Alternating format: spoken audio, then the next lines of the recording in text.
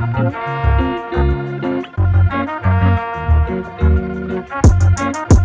can we miss some baby, yeah?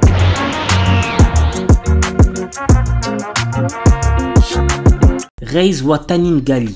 Yoshino Somei est la petite fille du chef du plus grand clan de Yakuza de la région du Kansai. Lorsque son grand-père décide de la fiancer avec Kirishima Miyama, petit-fils d'un puissant clan rival du Konto, elle doit aller vivre avec lui à Tokyo.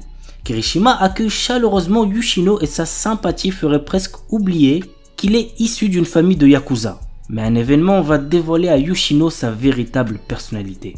L'anime a pour genre drame, psychologique, romance, school life et pour thème Yakuza.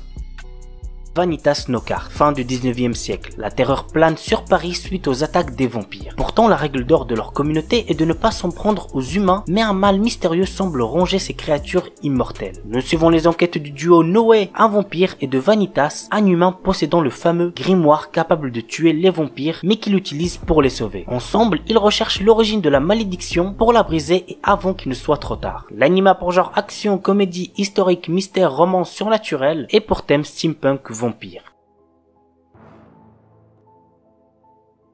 Scarlet Nexus, un anime basé sur le jeu vidéo du même nom de Bandai Namco. Voici le résumé. Dans un avenir lointain, après la découverte d'une hormone cérébrale de type psionique, les humains développent des pouvoirs extrasensoriels, changeant à jamais la face du monde. À l'aube de cette nouvelle ère, d'étranges mutants appelés autres, et dotés d'un certain appétit pour les cerveaux humains, tombent littéralement du ciel. Très vite, le monde se rend compte que seules des mesures extrêmes pourront venir à bout de ces créatures insensibles aux armes conventionnelles et que son unique chance de survie réside dans des êtres aux capacités extrasensorielles ultra développées appelées les psioniques. Depuis, la BOA, la brigade d'extermination des autres, recrute tous les psioniques qu'elle trouve pour constituer la dernière ligne de défense de l'humanité. L'anime a pour genre action, drame, science-fiction et pour thème combat, monstres, super pouvoirs.